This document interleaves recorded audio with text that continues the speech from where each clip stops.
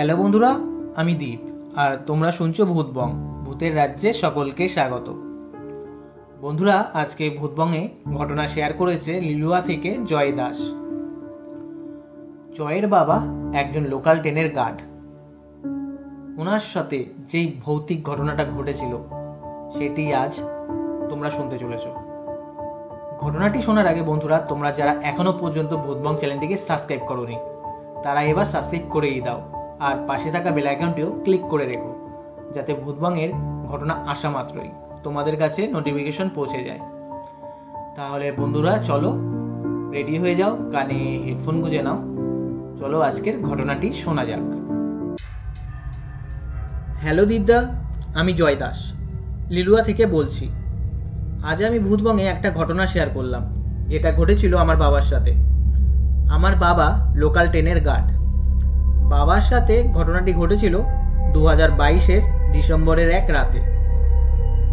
বাবার সেই দিন হাওড়া বর্ধমান লোকালে ডিউটি ছিল। রাত তখন 10টা। হাওড়ার থেকে ট্রেন ছাড়ে।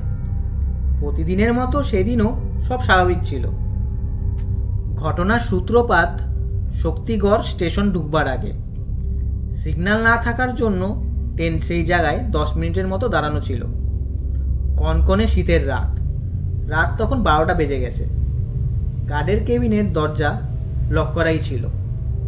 পুরো নিস্তব্ধ ফাঁকা জায়গা। হঠাৎ কেবিনের দরজা কে যেন ধাক্কা দেয়। বাবা দরজা খোলে না, কারণ ট্রেন অনেকক্ষণ দাঁড়ানো, কোন উগ্র প্যাসেঞ্জার এসে ঝামেলা করবে ঠিক নেই, তাই বাবা দরজা খোলে না। মিনিট 1-2 পর এবার একটা বাচ্চার কান্নার আওয়াজ কেবিনের বাইরে। বাবা এই শুনে সঙ্গে সঙ্গে দরজা খুলে দেখে একটা পাগল টাইপের মহিলা কোলে বাচ্চা নিয়ে দাঁড়িয়ে। বাবা জিজ্ঞাসা করে, এখানে কি করছেন? মহিলাটা কোনো উত্তর দেয় না। বাবা বলে, তাড়াতাড়ি এখান থেকে চলে যান, কোন দিক থেকে ট্রেন চলে আসবে, তারপরে বাচ্চা নিয়ে কাটা পড়বেন। বাবার মাথায় তখন এটা আসেনি যে এত রাতে ওই পাগল মহিলা বাচ্চা নিয়ে কি করছে। যতই পাগল হোক, অত রাতে ওইখানে আসা সম্ভব না। তো বাবা এই বিষয়টা লোকো পাইলটের সাথে ওয়াকি টকিতে কথা বলছিল। লোকো পাইলট বলে, সাবধানে থাকুন, দরজা খুলবেন না, কি না কি হতে পারে ঠিক নেই। সিগন্যাল হয়। ট্রেনটা যেই চলা শুরু করে, বাবা দেখে লাইনের ওপর দিয়ে, মানে যেই লাইনে ট্রেনটা দাঁড়ানো ছিল ওই লাইনে একজন গলা কাটা মহিলা বাচ্চা কোলে নিয়ে চলে যাচ্ছে। বাবা ওই দেখে রীতিমতো চমকে যায় আর চিন্তা করে, আজ ভালো বাচ্চার বেঁচে গেছি। কিন্তু ঘটনা এখানে শেষ নয়। বর্ধমান জংশন স্টেশন ঢুকবার আগে ট্রেন আবারও সিগন্যাল না থাকার জন্য দাঁড়িয়ে পড়ে। এবার কি হয়, বাবার ওয়াকি টকিটা কাজ করছিল না, তাই লোকো পাইলটের সাথেও কথা বলতে পারছিল না। বাবা ট্রাই করে যাচ্ছে। হঠাৎ লোকো পাইলট বাবার নাম ধরে কেবিনের দরজা ধাক্কাচ্ছে। ওই শুনে বাবাও সঙ্গে সঙ্গে দরজা খোলে, আর দরজা খুলে দেখে সেই গলাকাটা মহিলা বাচ্চা কোলে নিয়ে দাঁড়িয়ে। বাবা ওই দেখে সঙ্গে সঙ্গে দরজা বন্ধ করে দেয়। কেবিনের বাইরে থেকে কথা ভেসে আসে, বলে, কিছুদিন আগে তোদের এই ট্রেনে কাটা পড়ি, তুই আজ ভালো বাচ্চার বেঁচে গেলি, তোর হাতে ওই লাল তাগাটা ছিল বলে। সেই মুহূর্তে সিগন্যাল হয়ে যায় আর ট্রেন ছেড়ে দেয়। ট্রেন বর্ধমান জংশন স্টেশনে পৌঁছায়। তখন বাবার সাথে লোকো পাইলটের সামনাসামনি কথা হয়। লোকো পাইলট জিজ্ঞাসা করে, কি ব্যাপার, ওয়াকি টকিতে কোনো রেসপন্স দিচ্ছিলেন না কেন?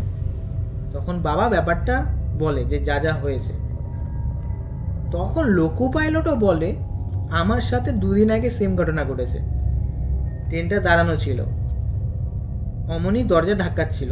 ওই শুনে আমি দরজা যেই খুলি, দেখি একজন মহিলা বাচ্চা কোলে নিয়ে দাঁড়িয়ে। আর আমি ওই মহিলাকে দেখে চিনে যাই যে কয়েকদিন আগে আমার এই ট্রেনেই কাটা পড়েছিল। আমি সঙ্গে সঙ্গে দরজা বন্ধ করে দিই। এরপর বাবা রেস্টরুমে যায়। ভোরের ট্রেনে আবার ব্যাক হতে লাগবে। রাত তখন 4টে। বাবা প্ল্যাটফর্মেরই বাথরুমে যায়। এমনিতেই শীতের রাত, কনকনে ঠান্ডা, প্ল্যাটফর্মে তেমন লোক নেই। ট্রেনে বাবার সাথে যা যা ঘটেছে বাবা সব ভুলে গেছে। বাবা বাথরুমে যায়, বাথরুম করছে, আর পেছন দিয়ে শুনছে কেউ যেন নুপুর পরে আস্তে আস্তে হেঁটে যাচ্ছে, আর বাবার গায়ে একটা দমকা হাওয়া লাগে। বাবা সঙ্গে সঙ্গে পেছন ঘুরে তাকায়, তাকিয়ে ডান দিক বাঁ দিক দেখে, কিচ্ছু নেই, পুরো ফাঁকা। বাবা বুঝে যায় যে সেই প্যারানর্মাল জিনিসটাই ঘটছে। বাবা অনুভব করে বাবার ঘেঁটিতে চলে যাচ্ছে। বাবা রেস্টরুমে যায়, স্টাফদের দেখার জন্য বলে। স্টাফরা দেখে বলে এটা কিভাবে হলো, 3খানা নোকের আঁচড় আর রক্ত বেরাচ্ছে। তখন বাবা ওই স্টাফদের ঘটনাটা বলে, যা যা ঘটেছে। বাবা তারপর বলে যে আমার 20 বছরের জবে কখনো এরকম ঘটনা ঘটেনি। ছোটোখাটো ঘটনা ঘটেছে, কমন ব্যাপার, ট্রেনে লোকো পাইলট গার্ডদের সাথে ঘটেই, কিন্তু এমন খতরনাক ভৌতিক ব্যাপার বাবার সাথে এর আগে ঘটেনি। বাবা বেঁচে গেছিল বাবার হাতে ঠাকুরের লাল সুতোটা ছিল বলে। বাড়ি ফেরার পর বাবার জ্বর আসে, 1 সপ্তাহের মতো ছুটি নেয়। এই ছিল ঘটনা। দীপদা, ঘটনাটা যদি ভূতবাঙে পড়ে শোনাও তাহলে খুব খুশি হব। তাহলে বন্ধুরা, আজকের এই ঘটনাটা কেমন লাগলো কমেন্ট করে জানিও, আর লাইক করে দিও। আর বন্ধুরা, তোমরা যদি ঘটনা পাঠাতে চাও, তোমাদের ঘটনা বলো বা ফ্যামিলি মেম্বার, ফ্রেন্ড, যারই হোক না কেন, তোমরা যদি ঘটনা পাঠাতে চাও তাহলে আমাদের ভূতবংয়ের ইমেল আইডি bhutbongofficial@gmail.com তোমরা তোমাদের ঘটনা শেয়ার করতে পারো। তাহলে বন্ধুরা, আজকের জন্য এটুকুই। টাটা, বাই।